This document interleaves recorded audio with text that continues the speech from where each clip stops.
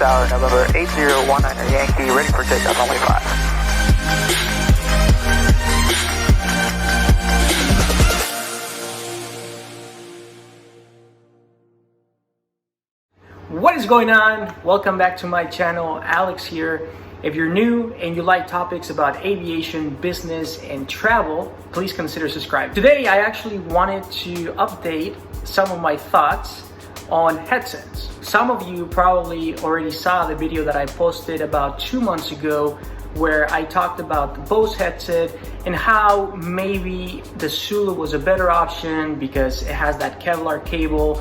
And well, with the Bose, mine split and all, it got ruined. In that video, I also went over how to replace the cable because I ended up buying a new one, but I made a huge mistake. I ended up buying the cable that did not have the Bluetooth capability. I found myself in a situation where I was never using the Bluetooth.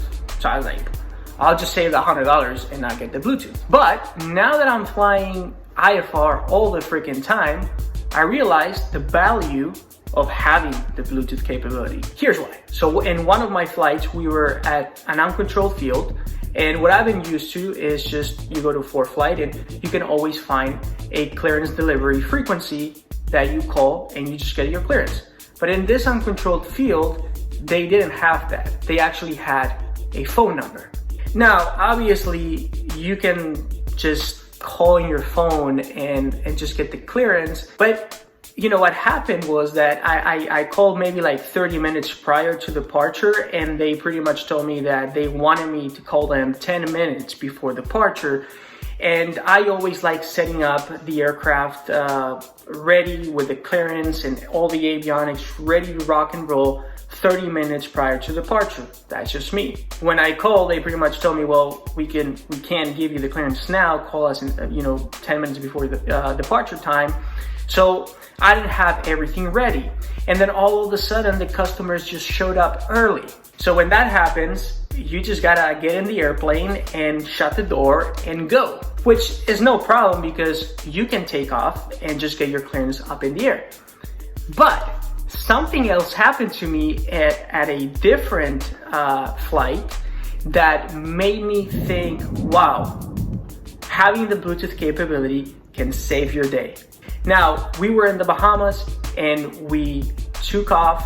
Obviously, we didn't have phone reception. I guess you could do roaming and all that, but again, it's just a hassle, right? So we just decided to depart, go up in the air and just call Miami and ask for our clearance. And what happened is that they told us, well, we don't have it. So imagine the situation. I'm in this uncontrolled field and let's say United States, customers show up early, you gotta go, you take off, you're up in the air, and you call approach, and they tell you we don't have your clearance. Well, it can be a little bit frustrating. I mean, you can ask approach for, see if they can file the plan for you, but they can come back at you and say unable because they're busy or whatever. In that case, what you have to do is call 122.2, which is flight service, and file the flight plan with them, which again, is not a big deal. But if you're in the US, you're in an uncontrolled field, they don't have a clearance delivery frequency, they have a phone number, something like this happens to you, well, if you have the Bluetooth capability while you're taxiing and your captain is taking care of the aircraft, you can just call clearance delivery and get it right there and then. Also, since we already talking about filing your IFR flight plan with flight service, I do want to give you some tips. See, back like maybe a year ago or so, we used to have the FA format for our flight plans, but then they decided to change it to the ICAO format, which requires a lot more information. Now, when you're talking to flight service, one of the questions that they're going to ask you is what type of surveillance equipment do you have in the aircraft and what type of equipment do you have? Apart from all the basic information like departure point, arrival airport, time and route, altitude, speeds, and all that. Now, you saying I have GPS, I have BUR, I have a transponder with ADS-B in and out, may not cut it. What they want to hear is the code.